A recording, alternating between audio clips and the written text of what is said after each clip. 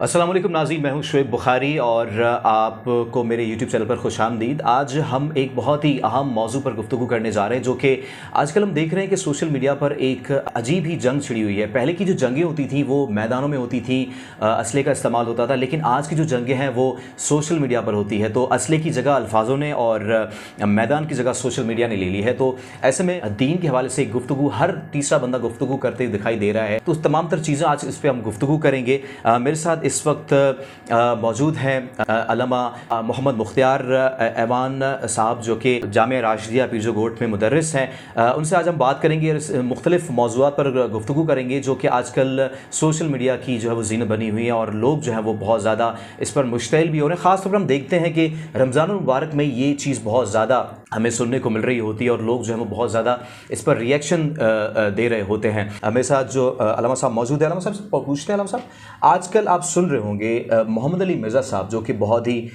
मशहूर हैं और सोशल मीडिया ही उनकी शोहरत का सबब बनी हुई है दीन इस्लाम के वाले से। कि मज़हबी स्कॉलर तो हैं, उनके पास बड़ी अच्छी इंफॉर्मेशन भी है, बड़े मशहूर भी हैं, लेकिन उनका एक बयान हम देख रहे हैं कि आजकल बड़ा सोशल मीडिया पर वायरल हुआ है और उलमा इकराम जो उस पर बहुत ज़्यादा तनकीद करते हुए दिखाई दे रहे हैं और साथ साथ औलिया इकराम के हवाले से उनकी बड़े सख्त अल्फाज इस्तेमाल उनकी जानिब से होते हैं, बड़ा सख्त स्टांस लेते हैं।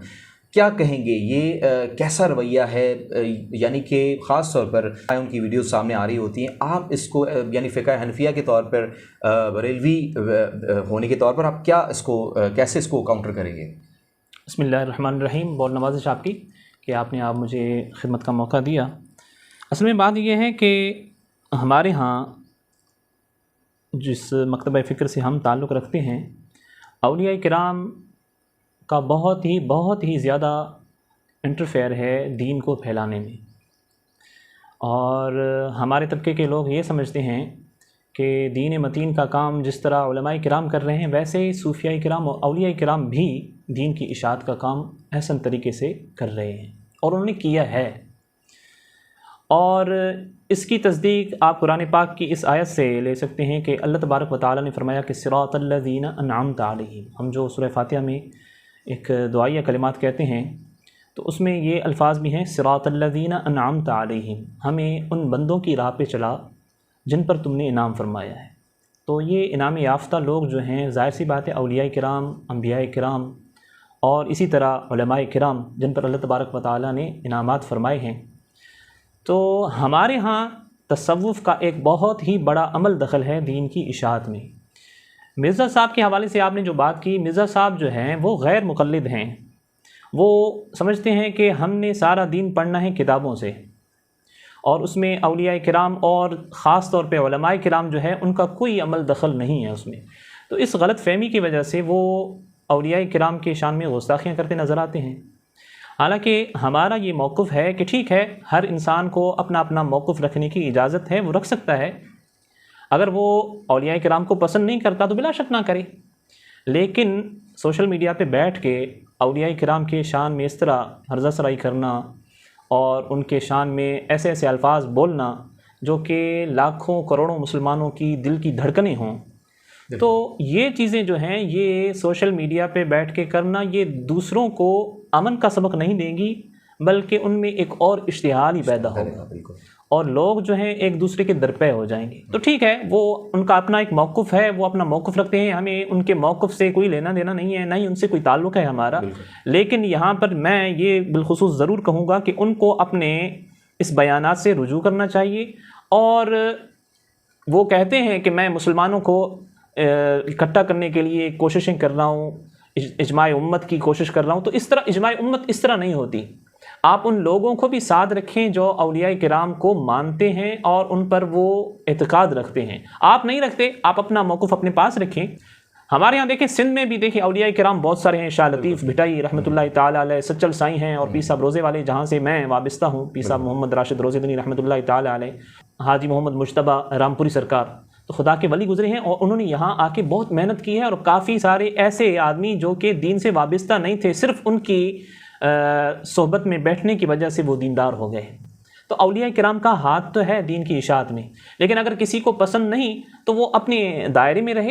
اچھا، ان کا یہ کہنا ہے، ان کا یہ موقف ہے کہ آپ میرے ساتھ آ کے ڈیبیٹ کریں، میں کتابوں سے آپ کو ثابت کر کے دکھاؤں گا کہ ان کا کوئی خدا نخواستہ ان کا کوئی رول نہیں ہے، یا پھر اگر رول ہے بھی تو بہت ہی مخصوص رول ہے۔ جیسے کرامات کا ہم بڑا ذکر کر رہے ہوتے ہیں کہ اولیاء کرام کی بہت بڑی کرامات ہوتی ہیں، اور ظاہر ہے کہ جس کا اس پر ایمان ہوگا وہ تو ڈیفینیٹلی اس پہ یقین رکھے گا، لیکن ان کا یہ موقف ہے کہ لوگ جو ہیں وہ بے وجہ ان کے پیچھے پڑے ہوئے ہیں، ایسی کوئی بات نہیں ہے۔ اس پر آپ کا کیا موقف ہے؟ دیکھیں، وہ ڈیبیٹ کی کبھی بھی دعوت نہیں دیتے، وہ کہتے ہیں کہ میں نے یہاں پر ویڈیو ریکارڈ کروا دی ہے، آپ بھی ویڈیو ریکارڈ کروا دیں، تو اس طرح تو ڈیبیٹ نہیں ہوتی نا۔ تو یہ تو ایک بندے کو فیم حاصل کرنے کے لیے کہ ٹھیک ہے، ابھی میں نے یہاں پر ایک ویڈیو ریکارڈ کروا دی ہے، کروڑوں لوگوں نے دیکھی ہے میری، اور اس کے اتنے ویورز ہیں، اتنے فالوورز ہیں، آپ بھی میرے خلاف اگر ریکارڈ کروانا چاہیں تو ایک ویڈیو ریکارڈ کروا دیں۔ سامنے بیٹھ کے کبھی وہ ڈیبیٹ نہیں کرنا چاہتے۔ تو اچھا، یہ بات بھی آپ کو میں ضرور بتاتا چلوں یہاں پہ کہ اس سے کیا ہوگا کہ اگر کوئی اگلا بندہ مرزا صاحب کے خلاف بیٹھ کے ویڈیو ریکارڈ کروائے گا تو اس سے بھی ویورز جو ہیں وہ مرزا صاحب کے ہی بڑھیں گے۔ بالکل۔ تو یہ چیز وہ صرف اپنے آپ کو پاپولر کرنے کے لیے کر رہے ہیں۔ اگر ان میں واقعی یہ چیز ہے کہ نہیں بھئی میں اس مسئلے کو حل کرنا چاہتا ہوں تو وہ باہر نکلیں۔ وہ اپنی اکیڈمی میں بیٹھ کے اس طرح کی دعویٰ کرتے رہتے ہیں، ان دعواؤں سے تو کوئی بات نہیں بنتی۔ ہاں، اگر ان سے کہا جائے کہ ہمارا کوئی مولوی صاحب آپ کے ہاں آ رہا ہے تو وہ کہتے ہیں نہیں میں اس سے بات نہیں کروں گا، آپ مفتی منیب صاحب کو لے کے آئیں۔ تو یہ مفتی منیب کو بلانا، مفتی تقی عثمانی کو بلانا اور امام کعبہ تک کی دعویٰ کرتے ہیں کہ اس کو لے کے آؤ، میں اس کے ساتھ بات کروں گا، تو یہ صرف لوگوں کو محض بے وقوف بنانے کے مترادف ہے۔ اور اپنی اکیڈمی میں بیٹھ کے یہ اس طرح کی باتیں کرنا اور فیم حاصل کرنے کے لیے جو ہے وہ ویڈیو بنانا اور اپنے آپ کو اپنا حق پر ثابت کرنے کے لیے یہ بات کہنا کہ میری ویڈیو جو ہے اتنے لاکھوں کروڑوں لوگوں نے دیکھی ہے۔ تو میں یہاں پر صرف اتنا ایک مثال دیتا ہوں کہ مرزا صاحب کی ویڈیو دیکھ لیں، اس کے ویورز کتنے ہیں، اور اسی طرح آپ انڈیا کی کسی اداکارہ کی دیکھ لیں ویڈیو، اس کے ویورز کتنے ہیں، تو آپ کو وہ انڈیا کی اداکارہ جو ہے اس کے ویورز زیادہ ملیں گے، تو پھر وہ انڈیا کی اداکارہ اٹھ کھڑی ہو کہ میں حق میں ہوں، اس طرح نہیں ہوتا۔ بہت اچھی آپ نے بات کہی، ویورشپ، اور یعنی کہ اگر آپ اس کو بہت ہی اگر آسان الفاظ میں کہتے ہیں کہ سستی شہرت حاصل، سستی شہرت کی آپ نے بات کی۔ اس وقت سستی شہرت حاصل کرنے کے لیے ہی مرزا صاحب جو ہے وہ ریاستی اداروں کے حوالے سے بھی بڑی انہوں نے چمہ گوئیاں شروع کر دی ہیں، بات چیت شروع کر دی ہے کہ ریاستی اداروں کا جو رول ہے ماضی میں یا پھر حال میں وہ بڑا جو ہے وہ صحیح نہیں رہا۔ وہ الفاظ استعمال میں نہیں کرنا چاہتا کیونکہ ہماری بھی اپنی دکان ہے، وہ بھی بند ہو جائے گی ورنہ۔ تو کیا کہیں گے، کیا ممبر پر بیٹھ کر اس طرح کی باتیں گفتگو کرنا، کیا اس چیز کی اجازت ہے؟ نہیں، ممبر کبھی اس چیز کی اجازت نہیں دیتا کہ آپ بیٹھ کے وہاں پر کسی کو تنقید کا نشانہ بنائیں۔ ممبر پر آپ تعلیم دیں اور اس تعلیم میں آپ کبھی کسی مسلمان کو دوسرے مسلمان کے مخالف نہیں کر سکتے، یہ چیز کبھی بھی آپ کو ممبر اجازت نہیں دیتا۔ اور رہی بات ریاستی اداروں کی، تو اداروں کا بہت بڑا ہاتھ ہے۔ یہاں پر میں اپنا موقف بیان کر دوں کہ ہمارے ہاں جو خاص طور پر حکمران طبقہ ہے وہ آ کے مداخلت کرتا ہے اداروں میں۔ بالکل ایسا ہی۔ تو جب ان کی مداخلت ہوتی ہے تو اس کے بعد جو ہے ان کے سلیکٹڈ بندے آ جاتے ہیں مخصوص نشستوں پہ۔ جب وہ بندے آ جاتے ہیں تو وہ بندے آ کے ان کی طرف سے کام کر رہے ہوتے ہیں۔ جب ان کی طرف سے وہ کام کر رہے ہوتے ہیں تو ظاہر سی بات ہے عام بندہ جو ہے اس کا شکار ہو جاتا ہے۔ صحیح۔ تو یہ ساری چیزیں جو فساد کی جڑ ہے، آپ اس طرح یہ ہو گیا کہ آپ کسی ادارے کے خلاف بات تو کر لیں لیکن آپ کو یہ معلوم ہی نہیں کہ اس ادارے میں اصل خلل اور خرابی پیدا کہاں سے ہوئی ہے۔ تو یہ اس کے مترادف ہے کہ کسی کنویں میں کوئی ناپاک چیز گر گئی، آپ پانی تو نکال رہے ہیں لیکن وہ ناپاک چیز وہیں پہ پڑی ہوئی ہے۔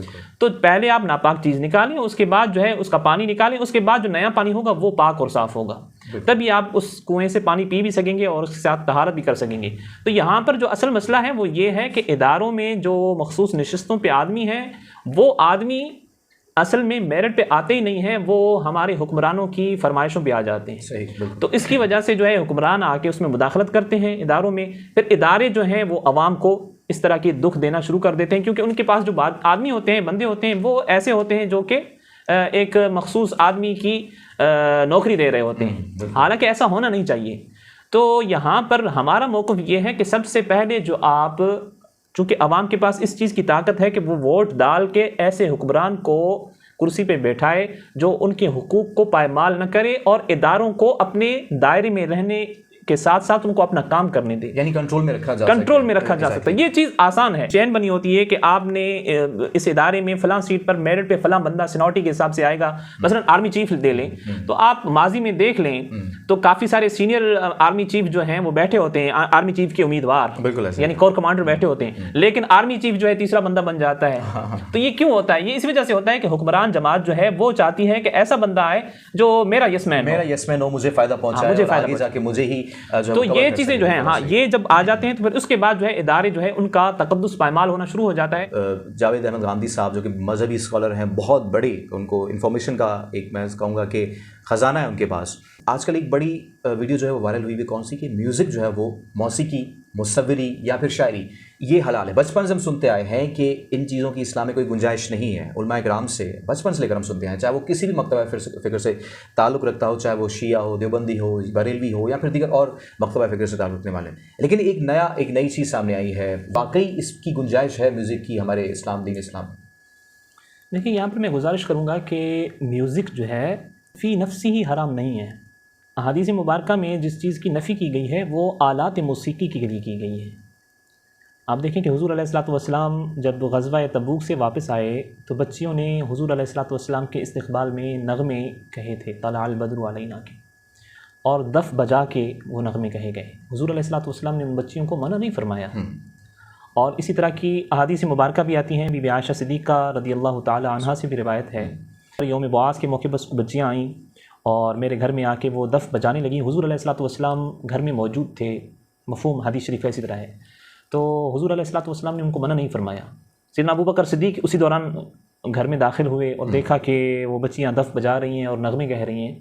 تو سیدنا ابو بکر صدیق رضی اللہ تعالی عنہ کے چہرے کے تاثرات تبدیل ہو گئے. انہوں نے کہا کہ یہ ہرزہ سرائیاں، یہ موسیقی حضور علیہ الصلوۃ والسلام کے گھر میں. تو حضور علیہ الصلوۃ والسلام نے فرمایا کہ ابو بکر چھوڑ دو ان کو، ہر آدمی کے لیے ایک عید ہوتی ہے اور یہ ہماری اور ان کی عید کا دن ہے. اور وہ غالباً ذی الحجہ کا دن تھا یا یوم نحر کا دن تھا غالباً، جو مجھے یہاں تک یاد آ رہا ہے کہ یہی چیز تھی. تو دف بجا کے ہمارے علماء کرام نے فرمایا ہے کہ دف جو ہے، اچھا جو آج کل دف ہے وہ نہیں، آج کل جو دف کی صورت ہے وہ ڈھول کی طرح ہو گیا ہے. اچھا وہ نہیں. جو دف جو ہوتا ہے وہ ایک طرف سے چمڑا لگا ہوتا ہے اور اس کو بجانا، اور لیکن اس کے لیے بھی کنڈیشن یہ بتائی گئی ہے کہ اس کو پروفیشنلی گانے والے نہ بجائیں. اچھا، ایک تو پروفیشنل گانے والے ہوتے ہیں نا وہ بجائیں، وہ نہ بجائیں، اور وہ بھی مخصوص ایام میں، یعنی کوئی خوشی کا موقع ہو اور تھوڑی سی تعداد میں. ایسا نہیں کہ ساری ساری رات ایک ہمارے ہاں محفل موسیقی چل رہی ہوتی ہے اور اس کے بعد یہ اس طرح کی نہیں. بالکل یہ چیزیں جو ہیں وہ اسلام میں منع کی گئی ہیں. لیکن میوزک کے بارے میں یہ چیز ضرور ہے کہ علماء کا اختلاف ہے، اور اختلاف اس بات پہ ہے کہ ایک تو کہہ رہے ہیں کہ میوزک میں وہ چیز، وہ شاعری اور وہ آلات جس سے انسان کے ذہن میں جو شیطانی خیالات ابھرتے ہیں، نفسانی خواہشات ابھرتی ہیں، وہ تو من کل الوجوہ حرام ہے. دونوں میں جو اختلاف پایا جا رہا ہے، یعنی کہ ایک علماء طبقہ جو ہے وہ کہتا ہے کہ میوزک فی نفسی ہی حرام نہیں، دوسرا کہتے ہیں مطلقاً حرام ہے. تو یہ چیز دونوں میں حرام ہے، جو چیز میں نے ابھی آپ کی خدمت میں گزارش کی. لیکن دوسرا طبقہ جو ہے وہ اس میں اختلاف کرتا ہے کہ وہ میوزک جو کہ حضور علیہ الصلوۃ والسلام کے زمانے میں ہوا، یعنی اس کی یہ صورت بتا دیتے ہیں کہ حضور علیہ الصلوۃ والسلام کے زمانے میں بچیوں نے دف بجائے اور خوشی کے موقع پہ یہ گیت گائے. جیسے حضور علیہ الصلوۃ والسلام نے ایک مرتبہ بی بی عائشہ صدیقہ رضی اللہ تعالی عنہا سے فرمایا کہ کسی انصار لڑکی کی شادی کی گئی، تو حضور علیہ الصلوۃ والسلام نے فرمایا کہ عائشہ تم نے اس کے ساتھ کوئی گانے بجانے والی بھیجی؟ تو بی بی عائشہ صدیقہ رضی اللہ تعالی عنہا نے عرض کی میں نے تو نہیں بھیجی. تو حضور علیہ الصلوۃ والسلام نے فرمایا کہ انصار کے لوگوں کو گانا اور دف بجانا پسند ہے، بھیج دیتی اگر تم تو اچھا ہوتا. تو اس قسم کی جو احادیث مبارکہ آئی ہیں اس کو موقف لے کے، اس کو اپنا سند بنا کے علماء کرام فرماتے ہیں کہ اس موقع پر، یعنی کہ شادی ہو یا پھر عید ہو یا کوئی خوشی کا موقع ہو، دف بجا کر اگر بچیاں خوشی کا اظہار کر رہی ہیں لیکن اس کی بھی ٹائم لمٹ جو ہے اس کا بالکل محدود ہو. اس طرح نہ ہو کہ ساری ساری رات چند ایک منٹ کوئی انہوں نے بجا دیا تو ٹھیک ہے، تو اس میں کوئی قباحت نہیں. اور جو لوگ کہتے ہیں کہ مطلقاً حرام ہے، ان کا کہنا ہے کہ حضور علیہ الصلوۃ والسلام نے فرمایا کہ قرب قیامت میں میری امت میں 15 چیزیں آئیں گی جس کی وجہ سے ان پر عذاب آنا لازم ہو جائے گا، واجب ہو جائے گا۔ اچھا، وہ کون سی چیزیں ہیں؟ وہ 15 چیزیں تو بہت ساری ہیں، میں ساری نہیں گنواتا۔ اس میں ایک چیز یہ بھی ہے کہ حضور علیہ الصلوۃ والسلام نے فرمایا کہ قرب قیامت میں لوگ آلات موسیقی کو حلال سمجھنے لگیں گے، اچھا، تو ان پر پہاڑ گرنا اور زلزلے آنا لازم ہو جائیں گے۔ لیکن مطلقاً میوزک حرام ہے، مطلقاً میوزک حرام ہے۔ لوگوں خاص کو طور پہ اس چیز کو پوائنٹ آؤٹ کیا ہے گاندھی صاحب نے کہ کانٹینٹ ضرور دیکھا جائے گا، اگر شاعری بھی ہے یا میوزک بھی ہے تو اس کا کانٹینٹ ضرور دیکھا جائے گا کہ اس کا کانٹینٹ کس طرف جا رہا ہے۔ اگر وہ غفلت کی طرف جا رہا ہے تو ڈیفینیٹلی حرام ہے، اگر غفلت کی طرف نہیں جا رہا تو اس صورت میں حلال ہے۔ تو اس چیز کو کیسے آپ نہیں، وہ تو میں آپ کی خدمت میں گزارش کر چکا ہوں کہ مخصوص ایام میں مخصوص وقت کے لیے صرف دف کے ساتھ یہ میوزک ہمارے علماء کرام نے بھی کہا ہے کہ کسی حد تک جائز ہے، لیکن وہ ایک طبقہ ہے۔ لیکن احتیاط کا رستہ یہ ہے کہ مطلقاً میوزک کو حرام قرار دیا جائے، کیونکہ میوزک سے اگر آپ کسی چیز کا دروازہ تھوڑا سا بھی کھولیں گے تو پھر آہستہ آہستہ جو ہے اس کا ایک باب بن جائے گا۔ آج کل جو ہمارے ہاں میوزک، اگرچہ میوزک پہ نعتیں پڑھی جاتی ہیں، قوالیاں پڑھی جاتی ہیں، لیکن آج کل جو میوزک ہے آپ دیکھ لیں اس میں کیا ہوتا ہے۔ اچھا، ایک اور چیز جو کہ بہت ہی یعنی کہ زیر بحث ہے آج کی میڈیا پر، آپ دیکھ سکتے ہیں کہ عالمی شہرت یافتہ مولانا طارق جمیل صاحب، ان کی ظاہر ایک بہت بڑی فین فالوئنگ ہے سوشل میڈیا پر بھی اور ویسے بھی، لوگ ان کو بڑا سننا پسند کرتے ہیں۔ انہوں نے بڑے اچھے ظاہر ہے کہ درس بھی دیے ہیں اور کچھ ایسے بیانات بھی ان کے سامنے آئے ہیں جن سے لوگوں کا جو ہے وہ ایمان تازہ ہو جاتا ہے۔ باقاعدہ ہم نے سنا ہے، ان کو بھی ہم نے بھی سنا ہے، ڈیفینیٹلی آپ نے بھی سنا ہوگا۔ بسا اوقات ہم نے ان کی کچھ ایسی ویڈیوز بھی دیکھی ہیں کہ جس میں وہ لوگوں سے ہاتھ ملانے پر جو ہے وہ بڑا اگنور کر رہے ہوتے ہیں ان کو، اس کو بڑا لوگوں نے تنقید کا نشانہ بنایا ہے کہ ایک طرف جو ہے وہ ان کی تعریف ہو رہی تھی، دوسری طرف ان کی تنقید ہو رہی تھی۔ تو اس چیز کو آپ کیسے دیکھ رہے ہیں کہ ایک جگہ بڑے بڑے سیاستدان ہیں، مولانا صاحب کی سیاستدانوں کے ساتھ بڑی قربت رہی ہے، عمران خان سابق وزیر اعظم صاحب یا پھر اس سے پہلے نواز شریف صاحب سے ان کی بڑی قربت رہی تھی، آج کل وہ بڑے عمران خان کے ہم دیکھتے ہیں کہ ان کی تعریفیں کرتے ہیں، اور حالیہ کچھ ویڈیوز بھی سامنے آئی تھی دور حکومت میں ان کی کہ ریاست مدینہ کے حوالے سے انہوں نے ایک بات کہی تھی کہ عمران خان نے ایک ریاست مدینہ کے حوالے سے ایک بہت زبردست یعنی ریاست قائم کی، تشبیہ دی تھی ریاست مدینہ سے۔ اس کو آپ کیسے دیکھتے ہیں؟ اور ساتھ ساتھ یہ ہاتھ ملانے والا جو معاملہ ہے اور سیاستدانوں سے گلے مل کر ہاتھ ملنا اور عام شہریوں سے بالکل، یعنی لوگ کہتے ہیں کہ آپ جو ہے وہ ٹی وی پر الگ نظر آتے ہیں اور باہر عام زندگی میں ان کی بہت ہی مختلف ایک زندگی ہے جو کہ بڑی متکبرانہ ہے۔ اس پر آپ کیا کہیں گے؟ کیا اس چیز کی گنجائش ہے کہ ایک بڑا عالم جو کہ ٹی وی پر ایک بات کہے اور سامنے سے کچھ اور نظر آئے؟ یہ کیا ہے؟ دیکھیں، قول اور فعل میں تضاد تو یقیناً بری بات ہے۔ حضور علیہ الصلوۃ والسلام نے فرمایا کہ اگر کوئی بندہ دوسروں کو کسی چیز کی تلقین کر رہا ہے، خود اس پر عمل نہیں کر رہا، تو وہ اس سے برا کوئی شخص نہیں ہو سکتا۔ یہ چیز تو واضح ہے۔ طارق جمیل صاحب کے حوالے سے میں گزارش کروں کہ واقعی وہ بہت ہی مشہور و معروف ہستی ہیں اور زیادہ تر لوگ ان کو سنتے ہیں، اور جو لوگ زیادہ معروف ہوتے ہیں ان کے ملنے والے چاہنے والے بھی بہت زیادہ ہوتے ہیں۔ تو اگر عوام الناس میں ایسے وہ نکل پڑیں تو لوگ ہاتھ ملانے کے بجائے کوئی ان کو گلے لگائے گا، کوئی ان کے ساتھ سیلفی لے گا، تو وہ پھر آگے چل کے وہ تنگ کرنے والی باتیں ہو جاتی ہیں۔ تو صرف ایک ویڈیو کلپ کی بنا پر ہم یہ نہیں کہہ سکتے کہ ہو سکتا ہے کہ وہ ایسے ہی ہوں کہ بظاہر ایک ان کی زندگی ہو اور دوسری طرف پردے کی دوسری طرف دیکھا جائے ان کی زندگی اس کے پہلو دوسرے ہوں۔ تو ایک ویڈیو کلپ کی بنا پر یہ چیز میں نہیں کہہ سکتا کم از کم، اور ہمارے علماء نے ایک کوئی ویڈیو نہیں ہے، کم سے کم کوئی بیشتر 3 سے 4 ویڈیوز وہ ایسے ہیں جو کہ سامنے دیکھیں نا، آپ دیکھیں وہاں پر، دیکھیں آپ جو کلپس دیکھیں گے ان کی، تو اس میں آپ کو بس ایک تھوڑا سا 15-20 سیکنڈ کی کلپ ہوگی یا 30 سیکنڈ کی ہوگی جس میں وہ لوگوں کے ساتھ، چلو ٹھیک ہے بھی ایک بندہ ہاتھ ملا رہا ہے تو اس کو ہاتھ نہیں ملا رہے، تو ہو سکتا ہے کہ وہ جم غفیر سے آئے ہوں اور 50-200 لڑکوں نے اس کو ہاتھ ملایا ہو، پھر وہ تنگ ہو گیا کہ یار انہوں نے تنگ کر دیا، پھر آ کے گاڑی میں بیٹھا اور پھر اس نے کہا کہ یار اب بار بار جو ہے، اچھا اس طرح بھی ہوتا ہے کہ ایک ہی آدمی 10 بار ہاتھ ملانا شروع کر دیتا ہے، کبھی کبھار اس طرح بھی ہوتا ہے، ہمارے ساتھ بھی ہوتا ہے کہ ایک ہی آدمی 10 بار کہتا ہے کہ صحیح مجھے میرے سیلفی لیں، اس طرح لینی ہے، پھر دوسری جانب سے آ جاتا ہے صحیح اب اس طرح لینی ہے، اور تیسری جانب سے آ گیا صحیح میرا یہ دوست ہے یہ بھی آپ کے ساتھ، تو یہ ایک بندے کی طبیعت پر تو ایک تکلیف دہ ماحول ہو جاتا ہے، تو پھر بندہ اس چیز سے تھوڑا سا گھبراتا ہے کہ یار میں اس کے قریب نہ جاؤں۔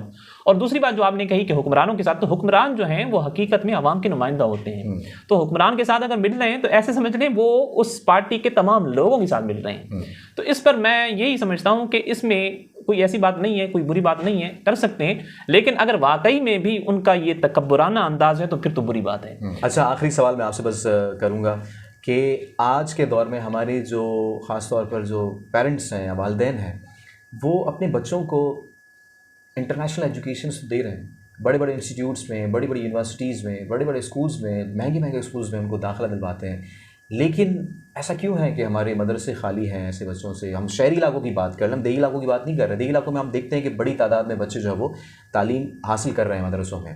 آپ بھی ایک مدرسے کو باقاعدہ آپ پڑھا رہے ہیں، آپ کے بھی طلبہ ہوں گے بہت سے، لیکن آپ تھوڑا سا اس چیز پر آپ نے بھی نوٹ کیا ہوگا کہ شہر کے جو لوگ ہیں وہ اپنے بچوں کو اس طرف راغب نہیں کرتے، دینی تعلیم نہیں دیتے. اگر دینی تعلیم دیتے بھی ہیں تو کسی امام یا حافظ کو اپنے گھر پہ بلا کے اس کو جو ہے وہ قرآن پاک کی تعلیم دلوا دی، لیکن بھیجیں گے نہیں. اس کی وجہ کیا ہے؟ حالیہ کچھ واقعات ہوئے تھے پنجاب کی طرف، افسوسناک واقعات ہوئے تھے جس میں امام کی جانب سے جو ہے وہ ایک بچے پر تشدد کیا گیا. اس طرح کی بہت ساری چیزیں ہیں. کیا لوگوں کا اعتماد اٹھ گیا ہے دینی مدارس سے، دینی تعلیم حاصل کرنے سے، یا پھر کچھ اور وجوہات ہیں؟ دیکھیں، اگر آپ یہ بات کہہ رہے ہیں کہ اگر لوگ اس چیز سے خوفزدہ ہیں کہ ائمہ حضرات اور قراء جو ہیں استاد وہ بچوں پر تشدد کر رہے ہیں یا پھر ان کے ساتھ زیادتی ہوئی ہے، تو یہ تو حال ہی میں یہ کیس ہوئے ہیں. لوگوں کو حال ہی میں سوشل میڈیا تو ابھی زیادہ ایکٹیو ہوا ہے، تو یہ مدارس میں بچوں کا کم تعداد کا ہونا یہ تو عرصہ دراز سے ہے. اچھا، آپ دیکھ لیں پاکستان کی آزادی کے بعد سے دیکھ لیں تو مدارس میں چند ایک بچے ہوتے ہیں اور اسکولوں اور کالجز میں زیادہ تر بچے ہوتے ہیں. تو اصل میں یہ اسلام دشمن کی ایک چال ہے، لوگوں کو پیسے کا لالچ دے کے اور ان کو اس چیز کی طرف راغب کیا جاتا ہے بچپن سے ہی کہ اگر مولوی بنو گے تو پھر کھاؤ گے کیا، پیو گے کیا، اور تمہارے گھر کے اخراجات کس طرح پورے ہوں گے. تو تم ڈاکٹر انجینئر بن جاؤ، ڈاکٹر بنو گے تو 2 لاکھ، 1.25 لاکھ، 5 لاکھ، 6 لاکھ تمہاری تنخواہ ہوگی اور بڑے ٹھاٹھ ہوں گے. تو دنیا کی رنگینیاں دکھا کے لوگوں کو بہکایا جاتا ہے. اور کیا ایسا ہے واقعی، sorry to cut you off, کیا ایسا واقعی ہے کہ لوگ جو اگر دین کی تعلیم حاصل کرتے ہیں تو ان کا کوئی یعنی کہ سورس آف انکم جو ہے وہ کم ہو جاتا ہے یا نہیں ملتا؟ جو لوگ لاکھوں روپیہ تنخواہ لے رہے ہیں، میں نے تو اپنی آنکھوں سے دیکھا ہے کہ وہ مقروض ہیں. اور میں نے ایسے ائمہ حضرات اور ایسے قراء اور ایسے حفاظ بھی دیکھے ہیں جن کی 5، 6، 7 یا زیادہ سے زیادہ 10,000 ان کی سیلری ہے، لیکن وہ ٹھاٹھ کی زندگی گزار رہے ہیں. اچھا، تو رزق کا ضامن تو اللہ تعالیٰ ہے. وما من دابۃ فی الارض الا علی اللہ رزقها، اللہ تعالیٰ پر ہے رزق دینا. آپ کو بھی نہیں لگتا کہ ریاستی اداروں کو بھی اب سوچنا ہوگا کہ ہمارے مدارس کو جو ہے وہ اسٹرانگ کیا جائے، سورس آف انکم ان کا ایک رکھا جائے؟ اسی چیز کا تو ہم آج تک رو رہے ہیں. اسی چیز کا تو آج تک ہم جو ہے ڈنڈورا پیٹ رہے ہیں کہ ریاستی ادارے اس چیز کو سمجھیں. عمران خان صاحب نے کہا تھا کہ میں یہاں پر ریاست مدینہ بنا رہا ہوں. ریاست مدینہ میں بڑی معذرت کے ساتھ کہہ رہا ہوں کہ یہاں پر زیادہ تر شائقین جو ہیں وہ کرکٹ دیکھتے ہیں. تو وہاں پر جو ہے جو کرکٹر ہیں ان کو لاکھوں کروڑوں روپے کی سیلری اور ان کو مراعات اور ان کو سیکیورٹی وغیرہ. ریاست مدینہ میں یہ چیز نہیں ہوتی تھی. ریاست مدینہ میں جو حفاظ اور قراء اور حدیث کے حافظ ہوا کرتے تھے ان کو انعامات ملا کرتے تھے. میں آپ کو بتاؤں کہ جس زمانے میں یمن میں پڑھتا تھا اس زمانے میں ایک لڑکے نے ایک حدیث کی چھوٹی سی کتاب ہے، تقریباً 250 یا 500 احادیث ہیں اس میں. تو وہ بچہ ایک پسماندہ علاقے سے آیا ہوا تھا، اس نے وہ 250 یا 500 احادیث مبارکہ یاد کر لی تھی مکمل طور پہ. تو جس یونیورسٹی میں ہم تھے اس کے وی سی صاحب نے باقاعدہ ایک بہت بڑی تقریب رکھوائی، اور اس تقریب میں باقاعدہ اس بچے کو ایک جس طرح دلہے کو بٹھایا جاتا ہے اس طرح بٹھایا گیا، اور اس کے بعد جو ہے مختلف پیجز سے اس سے پوچھا گیا کہ یہ پیج ہے، یہ حدیث نمبر ہے، یہ پڑھ کے سناؤ. وہ پڑھ کے سنا رہا تھا. پھر جب یہ سارا مقابلہ مکمل ہوا، مقابلہ تو نہیں کہ یہ ایک تقریب مکمل ہوئی، تو آخر میں وی سی صاحب نے اعلان کیا اس بچے کو میں تقریباً اس وقت میں سمجھتا ہوں کہ 20,000 ریال میں اس کو انعام بھی دے رہا ہوں، اور اس کے بعد جو ہے اس کا اگلا تعلیمی خرچہ جتنا بھی ہے ایم فل تک، پی ایچ ڈی تک، وہ میرے ذمہ ہے کیونکہ اس نے حدیث یاد کی ہے. لیکن اس طرح کی اگر چیزیں ہمارے یہاں ملک میں بھی اگر یہ چیزیں جو ہیں یہ چیزیں اسلامی، آپ دیکھیں نا، آپ ڈاکٹر کو انجینئر کو لاکھوں روپے تنخواہ دے رہے ہیں، اگر آپ یہی چیز حفاظ اور قراء کے لیے کر دیں تو انشاءاللہ آپ دیکھیں گے جو ہیں والدین جو جوک در جوک جو ہیں وہ بچوں کو اپنے مدرسوں میں اور مساجد میں داخل کروائیں گے. آپ دیکھیں کچھ زمانہ پہلے جو ہے، ابھی حال ہی میں شاید چل رہا ہے اس میں سپریم کورٹ میں یہ کیس چل رہا ہے کہ حفاظ کو 20 مارکس نہیں دینے چاہیے. بالکل. تو پہلے جو تھا دور تھا اس میں ہم نے اپنی آنکھوں سے دیکھا کہ لڑکے آتے تھے اور حفظ قرآن مکمل کر کے اس کے بعد CSS جا کے کرتے تھے. ان سے پوچھا جاتا تھا کہ یار تم نے حفظ کیا ہے, اب اس کو پختہ کرو اور اس کے بعد جو ہے اس کو تھوڑا سا سمجھنے کی کوشش کرو. تو اس کا جواب یہ ہوتا تھا کہ میں نے تو 20 مارکس کے لیے صرف حفظ کیا ہے, وگرنہ میرا شوق نہیں تھا. تو یہاں پر شوق اس طرح دلایا جاتا ہے کہ آپ 20 مارک لو اور اس کے بعد جو ہے CSS میں بیٹھ جاؤ. تو ظاہر سی بات ہے دین سے آدمی دور ہی ہوگا. دو چیزیں جو ہیں وہ نکل گئی انسان کے سینے سے, خاص طور مسلمان کے سینے سے, تو وہ بالکل کھوکھلا ہو جائے گا. ایک تو قرآن اور دوسری چیز جو ہے حضور علیہ الصلوۃ والسلام کی محبت. بہت شکریہ محمد مختار سعید سکندری صاحب, آپ نے اپنا قیمتی وقت ہمیں دیا, بہت مشکور ہیں آپ کے. اور ظاہر ہے کہ اس سوشل میڈیا وار کے دور میں اس طرح کی گفتگو ہونا بہت ضروری ہے, چونکہ کاؤنٹر ایک موقف لازمی آنا چاہیے, کیونکہ ایک طرف مسلمانوں کو جو ہے وہ مشتعل کیا جا رہا ہے اس طرح کے بیانات سے, وہ پھر اوپر سے کوئی تعلیم اور پھر کوئی اس طرح کا کوئی کاؤنٹر بیان نہیں دیا جاتا, تو اس وجہ سے لوگ جو ہے وہ لا علمی کا شکار ہو جاتے ہیں. اسی پر ہم آج کی ویڈیو کا اختتام کریں گے. اجازت دیجیے, اللہ حافظ.